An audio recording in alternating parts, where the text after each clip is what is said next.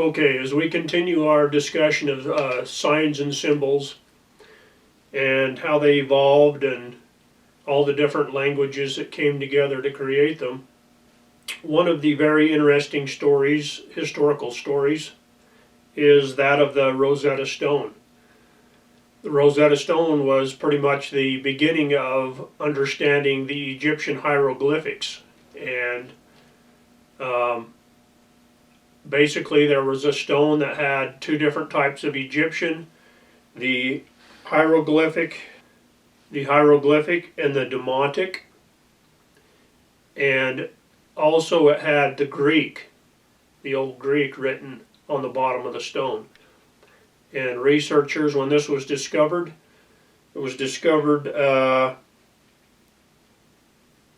basically it was a stone with a royal decree issued in Memphis, Egypt in 196 BC during the Ptolemaic dynasty in behalf of King Ptolemy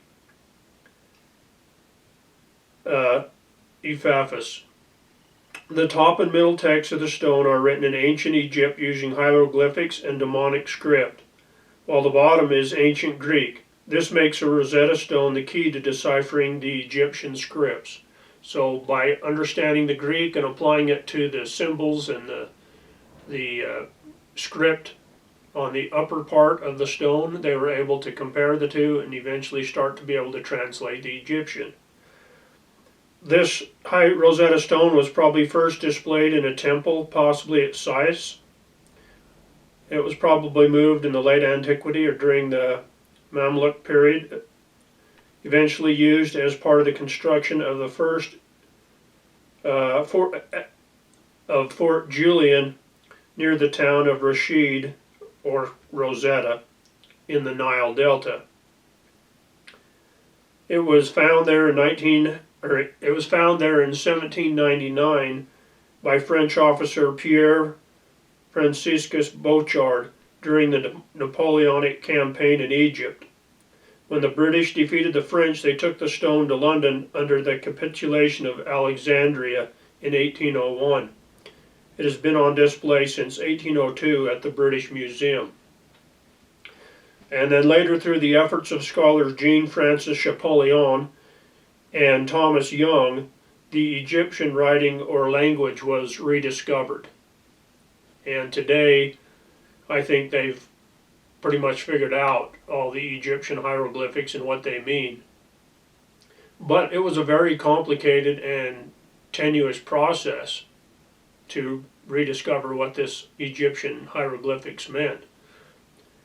It just goes to show how difficult it is to translate and understand the Native American petroglyphs found all over this country that have so many different influences.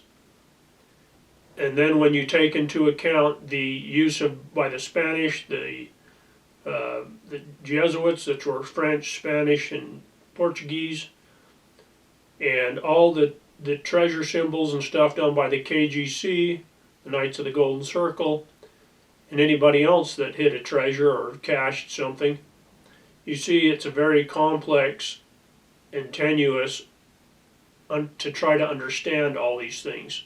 And in some cases, they have their own unique meanings ascribed to them. There is not a standard meaning.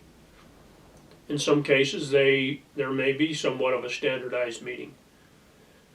But I think in most instances, you have to really use your head and try to figure out what some of these things mean.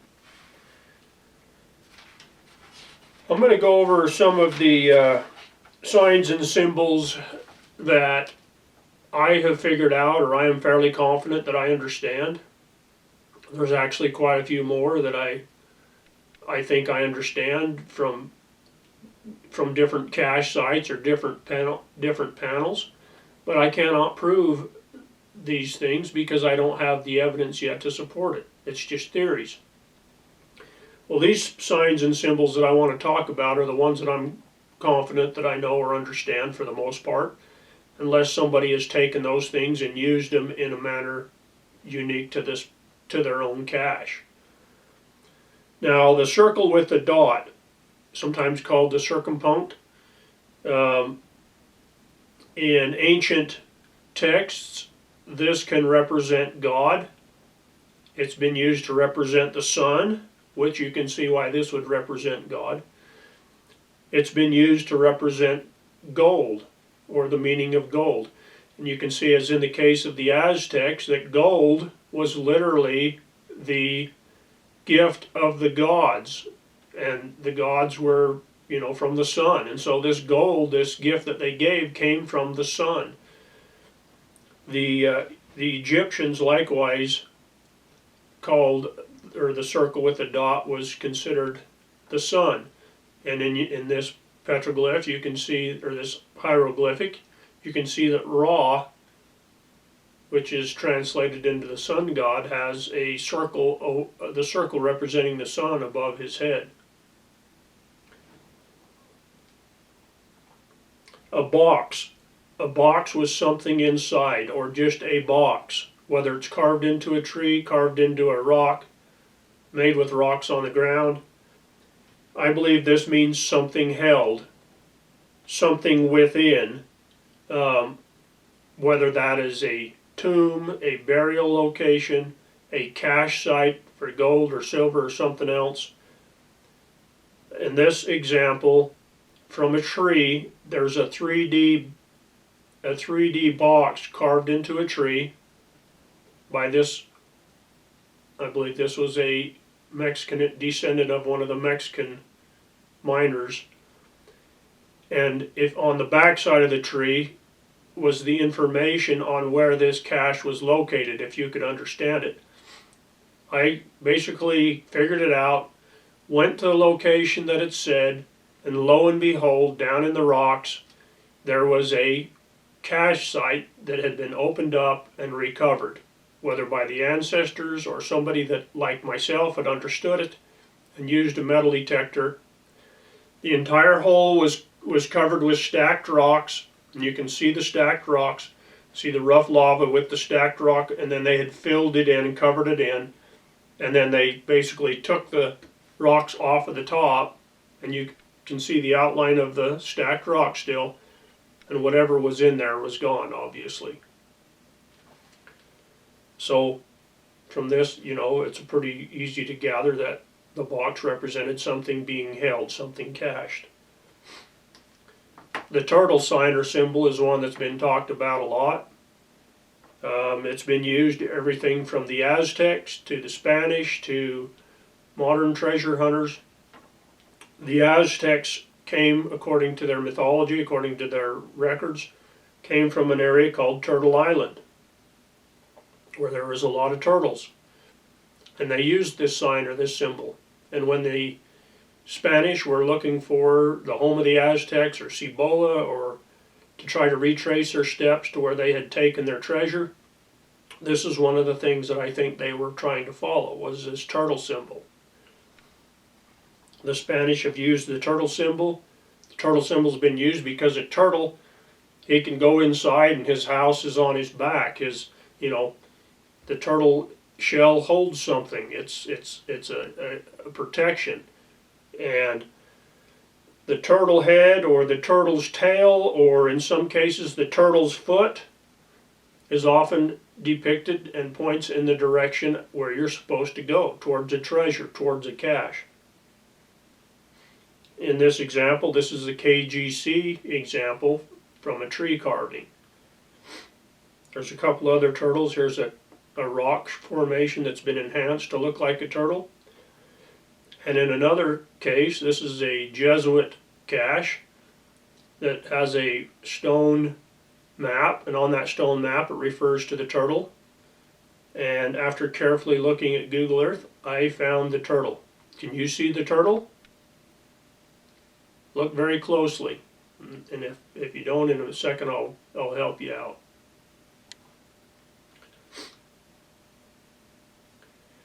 The owl. The owl is wise. He can see in the dark. He's very observant. The Native Americans considered him supernatural, gave him supernatural powers.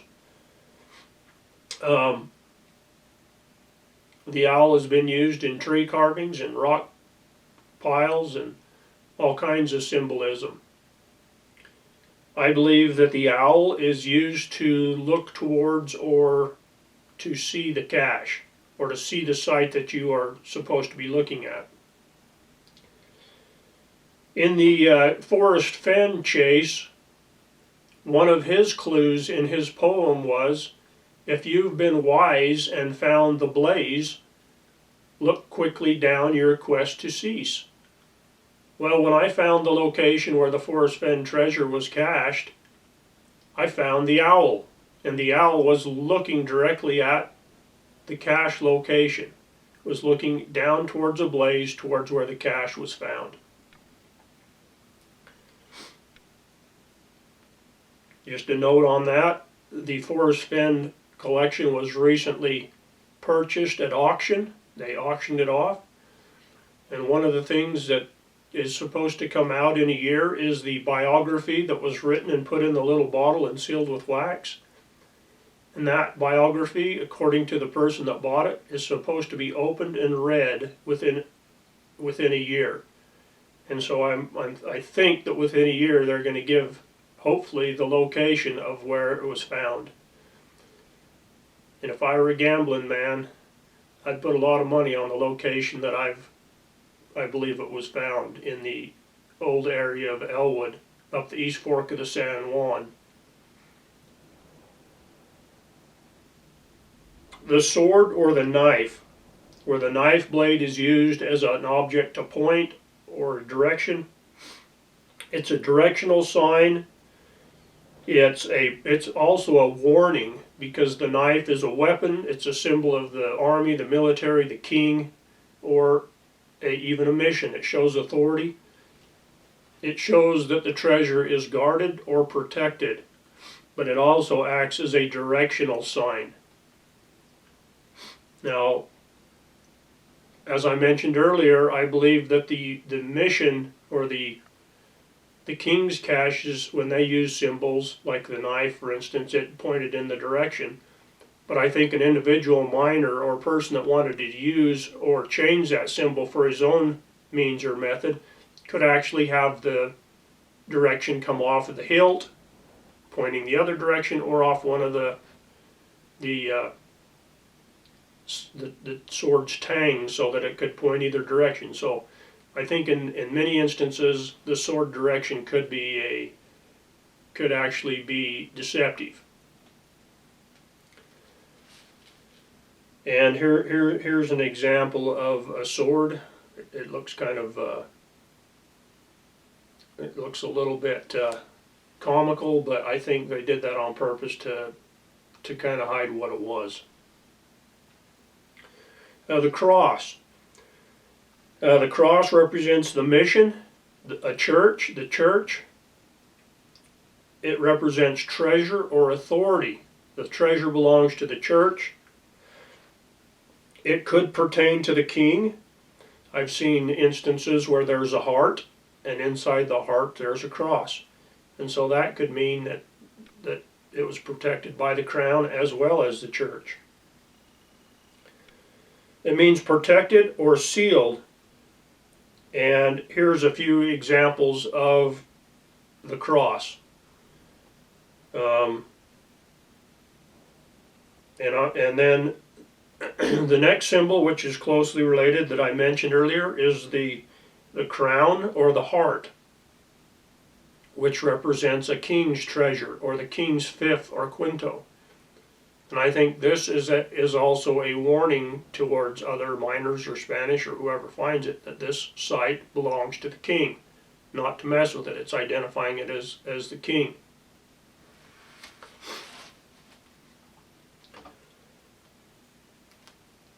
And here's a few examples of a crown or a heart symbol. Okay, the zigzag symbol is seen in a lot of Native American petroglyphs. It's seen in Spanish and Jesuit petroglyphs. The zigzag, I believe, represents forward motion or walking. If you look at your footprints when you're walking, if you were to attach those footprints with a line from heel to toe, you would create a zigzag pattern. And that, I believe, represents moving forward, travel, direction. And I think oftentimes the number in the zigzag could represent the distance. However many lines, however many points or lines could represent the distance, whether it's varas, whether it's, feet, steps, varas, leagues. It could represent even days. In some of the Native American petroglyphs, it could represent days or years, depending on the panel and what it's trying to portray. The half circle. I've seen half circles in Native American petroglyphs. I've seen half circles on Spanish petroglyphs. I've seen a lot of half circles carved in trees. I believe the half circle means a cave or a mine or a tunnel. And the Native Americans, I think in at least one instance, a half circle represents a cave, and in another instance, I believe it represents a rainbow. The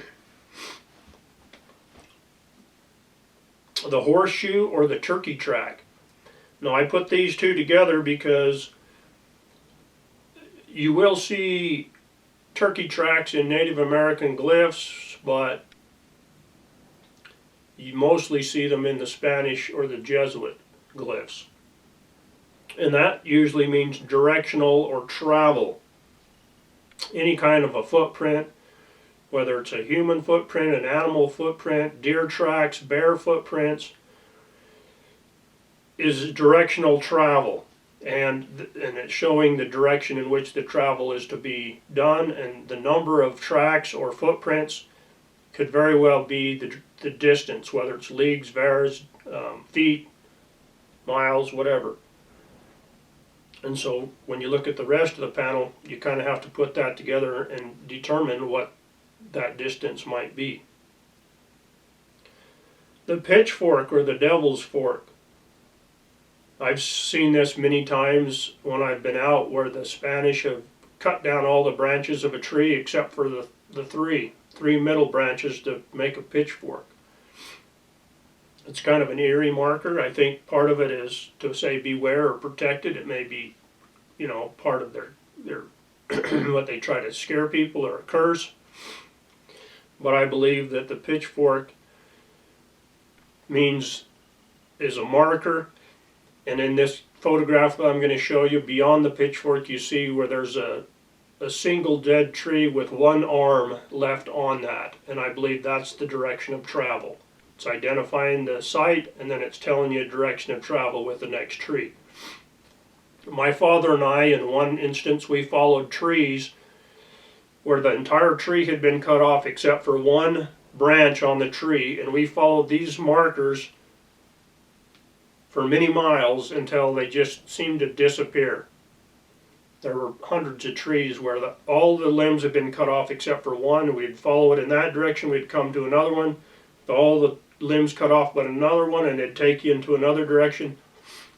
Someday I'm going to get back into that area and see if I can take it a little bit further, now that I understand a little bit more what I'm looking for. That was, 30 years ago, when I was just a kid. Spirals or concentric circles. There's a lot of petroglyphs where they use spirals or concentric circles. A lot of Spanish glyphs do that as well. I believe that they mostly mean go up or go down. They could mean go left or go right, or they could mean to go within. The number of concentric circles within the main circle could represent depth or distance. As you can see from certain petroglyphs, as from the picture, that when they start out at the bottom and they go up, that means go up. When the line starts at the top and goes down, it means to go down from that location. Numbers. Now, you don't see numbers in the Native American in the traditional way, written numbers, but you may see dots or slashes, lines. And this could indicate the number of people, the number of steps, the distance, the depth. It could mean a lot of different things. The Spanish often used Roman numerals, and sometimes they used actual numbers. But very often, along with those numbers, they had other little symbols, whether it's an equal sign or some little sigla or something that indicates either a multiplication of that number or usually it's a multiplication of that number, like an equal sign could be times 2. I've seen a little squiggle line that means 100. It could mean times 100.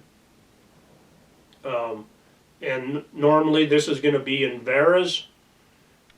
Leagues is, I say leagues in some of these meanings, but leagues is a long distance. It's like comparable to our miles. And so I think most times you see these signs and symbols with numbers or distances that has to do with leagues, especially in the Spanish. Now in the Native American, they probably used paces. Who knows whether it was the distance from their arm to their elbow or one average foot pace. And so now we are at arrows, usually mean travel this direction. The Native Americans used arrows to indicate, an enemy, enemy's number, the direction to the enemy. The dots or other symbols used in conjunction with the arrows could delineate how many or the numbers. I think in the instances of the Spanish, the arrow means go in this direction. And 2 arrows could mean go this direction 2 times this distance, 2 arrows. The sun symbol. The sun symbol could indicate gold. It could indicate a hole, a hole in the ground with lines radiating out of it. The Spanish have used that. With the hole with the number of lines could be the depth. The depth, the shovels or the depths down. And so the sun symbol means, could mean gold, and the half sun symbol could mean a rising sun go to the east, or a sun symbol underneath with the rays could mean the setting sun, go to the west.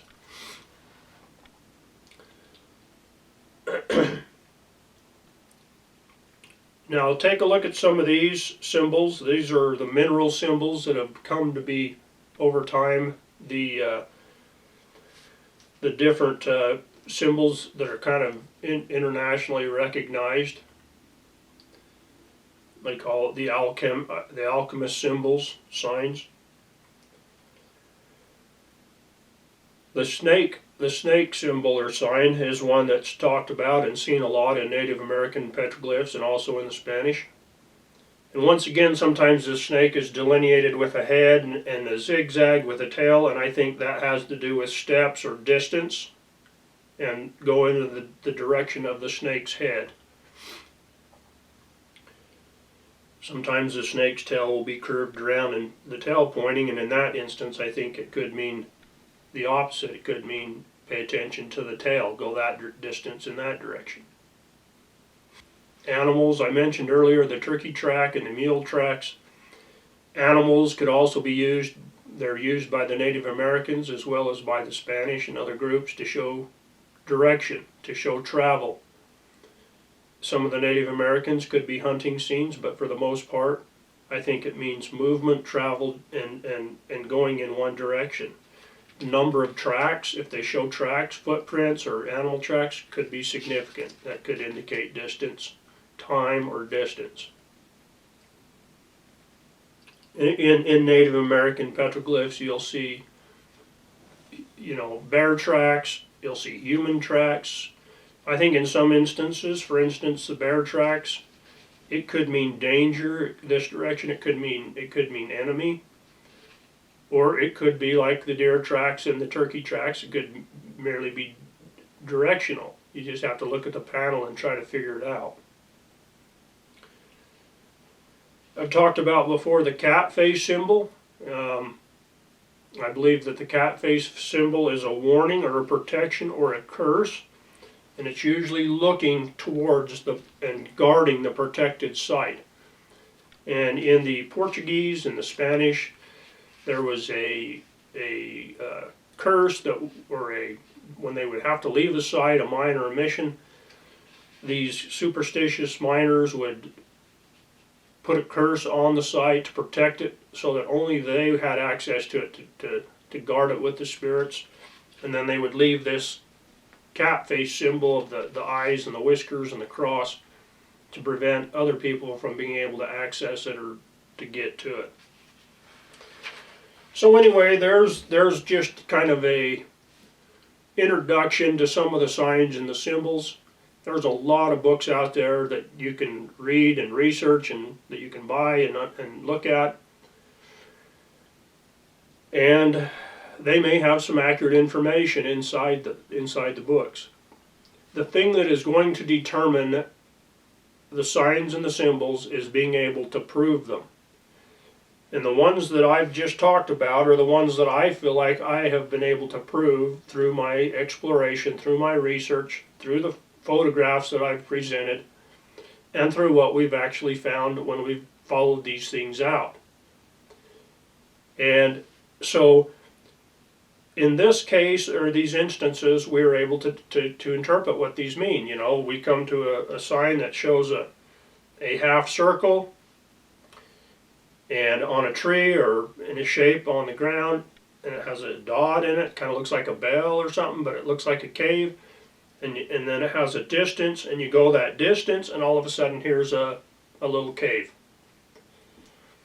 You know, as I mentioned in the sign, the square, you know, where I followed the cache symbol of the square of the box and found the rocks where they had pulled the cache out of the ground.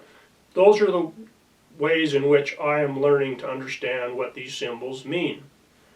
Now, you can get books like this one here. This is by Mary Carson. You know, there's some things in here that I agree with. You know, there's some things in here that I may not agree with. And how do you study and research this type of information? It's very difficult because you don't know where the source material for these signs and symbols are. That's one reason why I did this exercise where I sat down and made up my own symbols, how I would define or explain what something might mean. And from this exercise, I was able to understand a lot more about how signs and symbols could be made, and it gave me a big insight into some of the things that I'm finding on the cliffs, on the ground. And so this is a lifelong approach, a lifelong pursuit to be able to figure these things out. And every time we find something or a new panel or a new little symbol, we're able to take what we know, and add a little bit more to it. If you have any observations or things you've learned about signs and symbols, please leave it in the comments below. If you like this video, please share it. Please subscribe if you're not a subscriber. And together we can understand and take these things further into our research, into our treasure hunting. Thanks. Have a great day.